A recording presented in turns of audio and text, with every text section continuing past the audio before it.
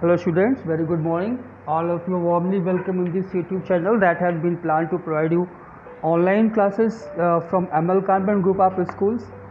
Students, from today we are going to start our snapshots. Up to now, whatever chapters you have got, they belong to uh, your main course book, that is the Hornbill. But from today we are starting our chapter from the supplementary book, that is snapshots. So students, in the snapshots we are taking up the first chapter, that is Summer of the Beautiful White Horse by William Saroyan. So students, let us have a look over the author William Saroyan.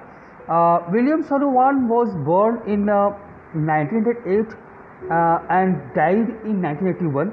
He was born in Fresco, California, as the son of an Armenian immigrant. His father moved to New Jersey in 1905, where he was forced to take farm laboring work.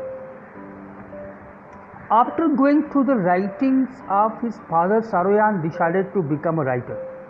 His first collected stories were published in the Overland Monthly. Many of his stories were based on his childhood experiences among the Armenian American fruit growers of the San Joaquin Valley, or dealt with the ruthlessness of the immigrant. About the Armenian, he said, "I should like to see any part of world destroy this race.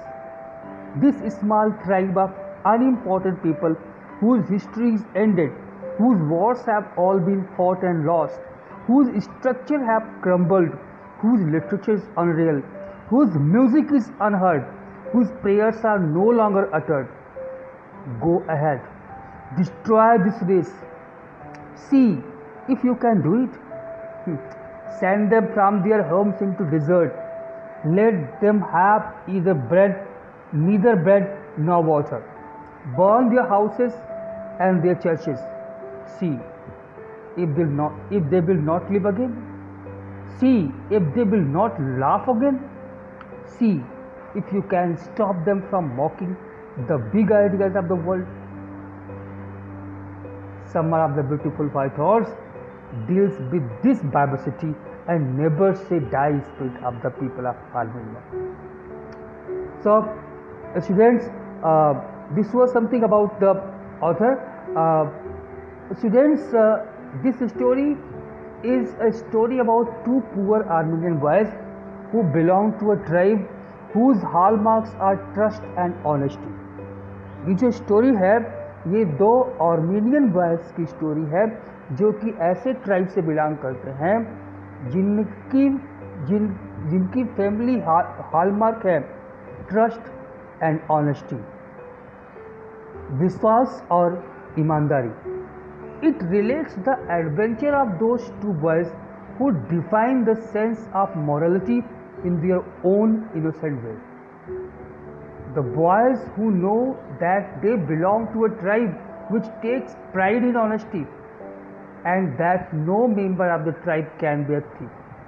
ये जो लड़के हैं इस Armenian tribe के जिनके बारे में ये कहानी है, ये दो लड़के अच्छी तरह से इस बात को जानते हैं कि वो एक ऐसे ट्राइब से बिलोंग करते हैं जिसको अपनी ईमानदारी पर प्राउड है.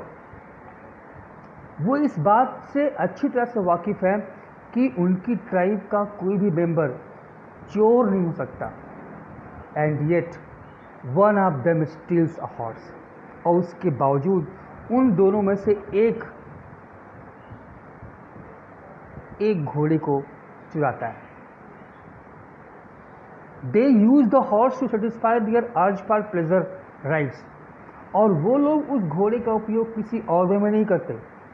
वो लोग उस घोड़े को यूज़ करते हैं अपनी जो प्लेज़र है उनकी जो बचपन से जो उनकी इच्छा है कि वो हॉर्स राइडिंग कर लें. हॉर्स राइडिंग का जो प्लेज़र है उसको सेटिस्फाई करने के लिए वो इस घोड़े का यूज करते हैं. They refuse to view their act as stealing. और यही नहीं, मज़े की बात यह है कि वो चोरी करते हैं, लेकिन उसके बावजूद वो उस चोरी को चोरी का नाम देने के लिए देने से मना करते हैं, कहते हैं नहीं ये चोरी नहीं है। लॉजिक क्या देते हैं इसके पीछे? वो लॉजिक देते हैं कि ये चोरी तब होती जब वो इस घोड़े को बेच देते। वो चोरी किए हैं, वो वहाँ से ले आए हैं, घोड़े को हॉर्स राइडिंग करेंगे, हॉर्स राइडिंग करने का पूरा करने माने उसका उनका जब मन भर जाएगा तो उसको वापस कर देंगे। They refuse to view their act as stealing, as they are not going to sell the horse, but to return it to its owner at their pleasure. Maybe even after a year, the story brings home the point that it is not easy to decide what is right and what is wrong. ये जो story है ना, एक बहुत ही important point हमारे सामने लेके आती है कि ये निर्णय करना कि क्या सही है और क्या गलत, ये आसान नहीं है, ये बहुत ही मुश्किल है, क्योंकि सही और गलत एब्सोल्यूट नहीं होता, सही और गलत रिलेटिव होता है। किसी के लिए जो सही है वही चीज़ किसी और के लिए गलत है। ओके, सो द आयरनी और ह्यूमर इस स्टोरी में आपको खूब मिलेगा। The irony and humour involve in the story make it quite interesting in spite of the lack of action. आपको इसमें ज़्यादा एक्शन नहीं मिलेगा, you will not find much action in the story despite of that. इसमें irony कूट कूट के भरी है, ह्यूमर कूट कूट के भरा है, जो इससे आपको काफ़ी अच्छा खासा मज़ा मिलने वाला है। तो अगर हम देखें तो ये बात मतलब क्या आती है कि ये जो अच्छा ये आप देख रहे हैं कि ये जो बच्चे थे ये आर्मीनियन ट्राइब के थे। अब अगर ये आर्मीनियन थे, गैरिकुलेडियन फैमिली से बिलोंग करते थे, तो अब हम अगर जरा विलियम सारोयान की कहानियों पर ध्यान दें, उनकी ढेर सारी कहानियाँ ऐसी हैं जिसमें वो अपना चाइल्डहुड एक्सपीरियंस जो कि उन्होंने आर्मीनियन अमेरिकन फ्रूट ग्रोवर्स के साथ बिताए हैं उनके बारे में दिखाती है, और वो डील करती है उनके सेंस ऑफ किस तरीके से उनको अप्रूव कर दिया गया। ये जो स्टोरी है ये भी वहीं से बिलोंग करती है। ओके, सो हम इस स्टोरी के बारे में और कुछ जानने के लिए ज़्यादा डिस्क्रिप्टिव और इसकी आयरनी और इसकी ह्यूमर को एंजॉय करने के लिए let us start reading the story. Page number 1, The Sum of the Beautiful White Horse by William Saroyan. One day back there in the good old days when I was 9 and the world was full of every imaginable kind of magnificence and life was still a delightful and mysterious dream, my cousin Murad, who was considered crazy by everybody who knew him except me, came to my house at 4 in the morning and woke me up tapping on the window of my room. Aram, he said. So here in the very first paragraph you will find out that two boys are getting introduced. One is Aram, who is the narrator of the story. यहाँ पे दो लड़के introduce हो रहे हैं, एक का नाम अरैम है और एक का नाम मुराद है। अरैम इस कहानी का नरेटर है और वो कहानी को नरेट करता है कि ये बात उन दिनों की है, उन पुराने दिनों की है जिनको हम गुड ओल्ड डेज का नाम देते हैं। रियली आवर ओल्ड डेज, हमारा जो पुराने दिन थे वास्तव में अच्छे दिन थे। सो उन पुराने अच्छे दिनों में जब मैं 9 साल का था, और ये 9 साल की एज में तो हम सभी जानते हैं कि ये दुनिया में जो कुछ भी इमेजिनेशन कर सकते हैं वो सब आपको ऐसा लगता है कि सब कुछ इस दुनिया में भरा पड़ा है। ओके, सो क्योंकि उस समय जो जीवन होता है ना, जीवन बहुत ही डिलाइटफुल होता है और एक तरीके से you can say that it is a mysterious dream. उस टाइम में जबकि मैं अरैम 9 साल का था, उनका मेरा कजिन मुराद जो कि जिसको कि परिवार का हर मेंबर जो उसको जानता है उसको क्रेजी मानता है कि ये क्रेजी है, वो मेरे पास सुबह सुबह 4 बजे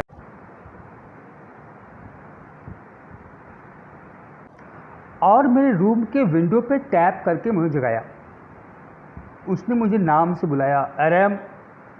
और I was sleeping at that time.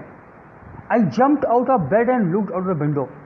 मैं चौंक पड़ा कि सुबह सुबह 4 बजे, in such early time in the morning at 4 AM, who has come to wake me up. So I jumped out of bed. मैं अपने बेड से जंप करके बाहर आ गया, विंडो से बाहर देखा, और जब मैंने जो सीन विंडो के बाहर देखा, I could not believe what I saw. मुझे उस दृश्य पे कतई विश्वास नहीं हो पाया। It was not morning yet but it was summer. जब मैंने विंडो के बाहर देखा तो मैंने पाया कि it was not morning yet, लेकिन चूँकि समर का सीजन था and with daybreak not many minutes around the corner of the world, it was light enough for me to know I was not dreaming. और कुछ ही क्षणों में day break होने वाला था, सुबह हो जाएगी, और मतलब भोर का समय था, और इतनी लाइट थी कि मैं जान सकूं कि मैं जो देख रहा था वो कोई ड्रीम नहीं था। जो मेरा कज़िन था मुराद, क्या देखता हूँ, वॉट आई सा that my cousin Murad was sitting on a beautiful white horse. मैंने देखा कि मेरा कज़िन मुराद एक सुंदर से सफ़ेद घोड़े पे बैठा हुआ है। I stuck my head out of window and rubbed my eyes. मैंने अपनी हेड को विंडो से बाहर निकाला, अपनी आंखें मैंने रैप किया, और जब उसने मुझे देखा, ही saw me that I was dumbstruck because he knew it very well that it will not be easy enough to accept the fact. It will not be easy for him, for me to accept whatever I was looking. उसको पता था कि जो है मैं देख रहा हूँ, मुझे उस बात को देखना जो है उस पर विश्वास नहीं होगा। तो उसने आर्मीनियन, चूँकि वो आर्मीनियन थे, आर्मीनियन लैंग्वेज बोलते थे, तो उसने आर्मीनियन में कहा, it's a horse, you are not dreaming. उसने कहा कि तुम सपना नहीं देख रहा हो, घोड़ा है घोड़ा, make it quick if you want to ride. और उसने मुझे ऑफ़र किया कि अगर मैं उसके साथ हॉर्स राइडिंग करना चाहता हूँ तो मैं जल्दी से बाहर आ जाऊँ। मैं आपको बता दूँ कि ये कहानी आराम के द्वारा नरेट की गई है, तो यहाँ पर मैं वर्ड यूज कर रहा हूँ, मैं, इसका मतलब है वो आराम के लिए। तो मुराद ने आराम को ऑफ़र किया कि अगर वो ही offered if he wants to make ride, horse ride, then he should come out. I knew my cousin Murad enjoying being alive more than anybody else who had ever fallen into the world by mistake. But this was more than even I could believe. मुझे पता था कि मेरा cousin मुराद जो है ना, वो इस दुनिया में जीवन को किसी भी उस व्यक्ति से ज़्यादा एंजॉय कर रहा था जो कि इस दुनिया में गलती से आ गया था। कहने का मतलब ये है कि वो अपने लाइफ को फुल तरीके से एंजॉय करता था, ओके। बट अभी जो मैं देख रहा था, इस पे मुझे विश्वास नहीं हो रहा था। मुराद घोड़े पे बैठा था, इस बात का मुझे विश्वास नहीं था कि आखिर मुराद के पास घोड़ा क्या कर रहा था। In the first place, my earliest memories had been memories of horses and my first longings had been longing to ride. जो सबसे पहली बात थी वो ये कि हमारी जो सबसे शुरुआती यादगार थी वो थी घोड़े की यादगार, और जो हमारी सबसे पहली इच्छा थी वो क्या थी, हॉर्स राइडिंग करना। This was the wonderful part, ये वास्तव में काफ़ी वंडरफुल पार्ट है। और दूसरी बात ये, वी वर पुअर। दूसरी बात ये है कि हम लोग गरीब थे।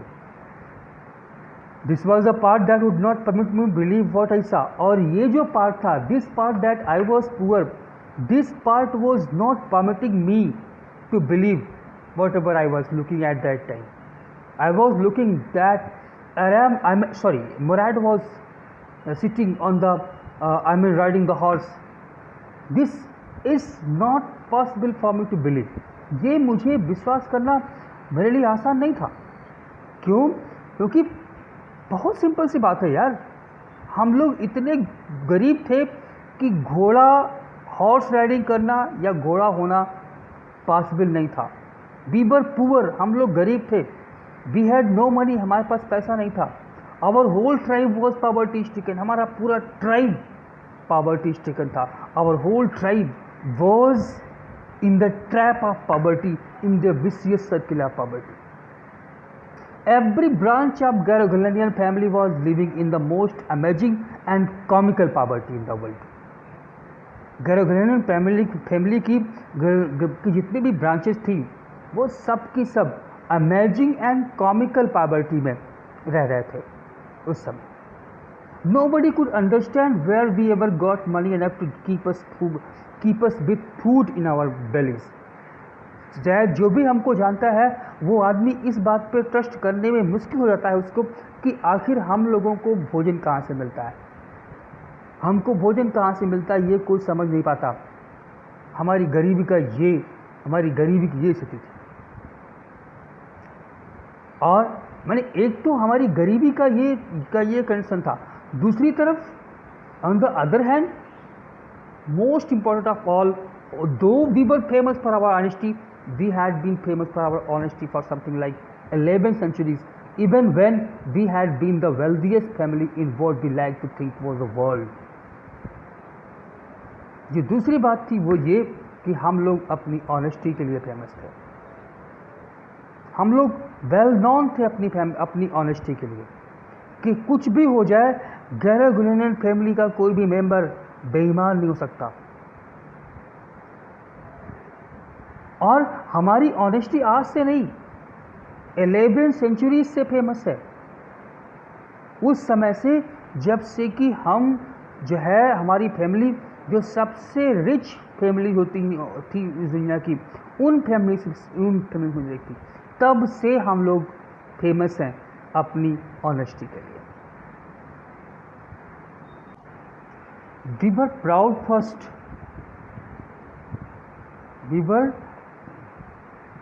first, honest next, and after that we believed in right and wrong. तो आथर ये कहता है कि हमारी फैमिली उस समय से अपनी ऑनेस्टी के लिए फेमस है. I mean 11 सेंचुरीज पहले से हमारी फैमिली अपनी ऑनेस्टी के लिए फेमस है. उस समय जबकि हमारी फैमिली पूरी दुनिया की सबसे धनी फैमिली मानी जाती थी. From the time when our family was considered to be the wealthiest in whole world, 11 centuries ago, हमें सबसे पहले अपने ऊपर गर्व था. उसके बाद हम लोग पहले प्राउड थे, फिर ऑनेस्ट थे, और फिर उसके बाद हम विश्वास करते थे. After that we believe in right and wrong. उसके बाद हम विश्वास करते थे राइट में और रॉन्ग में. None of us would take advantage of anybody in the world let alone steal. वो कहता है कि चोरी करने को तो मारो गोली, leave the matter of stealing. हमारी फैमिली का कोई बंदा, कोई व्यक्ति दुनिया के किसी भी इंसान का फ़ायदा नहीं ले सकता, एडवांटेज नहीं ले सकता. आप चोरी की बात करते हो. Consequently, even though I could see the horse so magnificent, even though I could smell it so lovely, even though I could hear it breathing so exciting, I could not believe the horse had anything to do with my cousin Murad, or with me, or with any of the members of our family, asleep or awake, because I knew my cousin Murad could not have bought the horse, and if he could not have bought it, it must have stolen it, and I refused to believe he had stolen it. अब एक जो परिणाम सामने आता है, जिसका consequence सामने आता है, वो ये, the consequence that appears in front of us that though the horse was in front of me, यद्यपि घोड़ा मेरे ठीक सामने था, एकदम शानदार घोड़ा. Even though I could smell it, यहाँ तक कि मेरे सामने था, मैं उसको स्मेल कर सकता था. इतनी लवली स्मेल थी। इवन दो मेरे ठीक सामने था, मैं उसकी स्मेल ले सकता था, इवन उसकी ब्रीदिंग की आवाज़ भी मैं सुन सकता था। इतनी एक्साइटिंग उसकी ब्रीदिंग की का साउंड था। लेकिन उसके बाद भी मैं इस बात पे विश्वास नहीं कर सकता था कि मुराद तो क्या, कि पहली बात तो ये कि मेरे कज़िन मुराद के पास ये घोड़ा क्या कर रहा है। और मुराद को छोड़िए, मुराद तो मुराद, हमारी फैमिली के किसी भी मेंबर के पास घोड़े का क्या काम हो सकता है, सोते जगते किसी भी कंडीशन में। क्यों? क्योंकि मैं जानता हूँ, मुझे इस बात पे पूरा विश्वास है, because I know it very well that we were so poor, each and every member of our family was so poor that they don't afford to buy the horse. हमारे परिवार का कोई भी मेंबर इतना गरीब था कि वो घोड़ा अफोर्ड करना, घोड़ा परचेस करना अफोर्ड नहीं कर सकता। और अगर घोड़ा खरीदा नहीं गया, if the horse was not purchased, if the horse was not bought, with that condition it must have been stolen. इसका मतलब है कि वो चुराया गया, और चुराया गया। आई कांट बिलीव कि हमारी फैमिली का कोई मेंबर चोरी करेगा। मैं रिफ्यूज़ करता हूँ, मैंने रिफ्यूज़ कर दिया इस बात को ट्रस्ट करने से। No member of the Garoghlanian family could be a thief. Garoghlanian family का कोई भी मेंबर चोर नहीं हो सकता। I stared first at my cousin and then at the horse. सबसे पहले मैंने अपनी कज़िन की ओर स्टेयर किया, फिर मैंने घोड़े की ओर देखा। There was a pious stillness of humor in each of them. दोनों में, आई मीन घोड़े में भी और मुराद में भी, दोनों में एक पवित्र किस्म की का ह्यूमर दिखाई पड़ा। Which on the one hand flattered me, जिससे कि एक तरफ तो मुझे खुशी मिली, बट वहीं पर दूसरी तरफ मैं भयभीत भी हुआ। On the other hand I got frightened. I said, Murad, where did you steal the horse? आराम ने क्वेश्चन पूछ ही लिया, तो यार मुराद तुमने ये घोड़ा कहाँ चुराया? बट मुराद ने मेरे उस क्वेश्चन का जवाब नहीं दिया। Mourad did not reply my that question. He said leap on the window if you want to ride. तो मुझसे पूछा, देखो ये सब बातें मत करो, अगर तुमको घुड़सवारी करनी है तो जंप करो, बाहर निकलो। It was true then he had stolen the horse. अब ये बात तो सच था कि घोड़ा उसने चुराया था। There was no question about it. There was no suspicion about it that he had not stolen the horse. इस मामले में कोई संदेह नहीं था कि उसने घोड़ा चुराया ना हो। चुराया तो था, और चुराने के बाद वो आकर के मुझे इनवाइट कर रहा था कि चलें, जो है अगर मैं चाहूँ तो मैं हॉर्स राइडिंग करूँ। Well, it seemed to me stealing a horse for a ride was not the same thing as stealing something else such as money. अब देखिए, अब चूंकि घोड़ा चोरी हो गया है, हमारे लिए घुड़सवारी करने के लिए ऑफर भी आ गया, तो आप क्या करें भाई, चोरी के घोड़े पर तो नहीं बैठेंगे। तो एक नया लॉजिक लगाया गया। मैंने कहा कि लेकिन अगर घोड़ा घुड़सवारी करने के लिए, घुड़सवारी के शौक़ को पूरा करने के चुराया गया है, तब वो चोरी थोड़े होती है जैसे कि किसी और की चोरी होती है, जैसे मनी की। मैंने कहा कि भैया चोरी तो तब होगी जब इस घोड़े को हम कहीं बेचने के लिए ले जाएं। हम इसको बेच तो रहे नहीं हैं, हमको तो घुड़सवारी करने का मज़ा लेना है, और घुड़सवारी करने का मज़ा लेना है तो ये चोरी नहीं है। बस इस बात को इस तरीके से लेकर के मैंने एक्सेप्ट कर लिया। If you were crazy about something, if you were crazy about horses the way my cousin Murad and I were, it was not stealing. अगर आप उस तरीके से किसी चीज़ के लिए, स्पेशली घोड़े के लिए क्रेजी हैं जैसे कि हम हैं, मेरा भाई मेरा कज़िन मोरैड है, तो अब निश्चित तौर से आप मान सकते हैं कि ये स्टीलिंग नहीं है, ये चोरी नहीं है। It would not become stealing until we offer to sell the horse, और ये तब तक स्टीलिंग नहीं होगी जब तक हम इसको बेचने के लिए ऑफर ना करें। I knew we would never do, और मुझे पता था कि हम इसको कभी भी बेचने के लिए नहीं ले जाएंगे। Let me put on some class. तो अभी तक ये सारी बातें सोच रहा है वो वहीं विंडो पर खड़े होकर के। अब मैंने डिसाइड कर लिया कि नहीं ठीक है, इसको चोरी थोड़े कहते हैं। I accepted it. Sir I told let me put on some class. मैंने उससे रिक्वेस्ट किया कि भैया रुको, थोड़ा सा मुझे पहले कपड़े तो पहनने दो। Alright he said but hurry. उसने कहा ठीक है तो जल्दी करना। He leapt into my clothes, और मैंने जल्दीबाजी में अपने कपड़े पहने। I jump down to the yard from the window and leapt up into the horse behind my cousin Mourad. मैं उछल के अपने कजिन मोरैड के पीछे घोड़े पे बैठ लिया। नाउ व्हाट हैपन्स नेक्स्ट, आगे क्या होता है। घोड़ा किसका था, घोड़े को कब चुराया गया, who was the real owner of the horse, when was it stolen, whether they were caught, did they face any problem in after that. There are several questions. घोड़ा का चोरी हो गया, आगे क्या होता है। To get a proper information about these all points, these all questions, we are supposed to read the chapter in the further. Till then, thank you, have a nice day.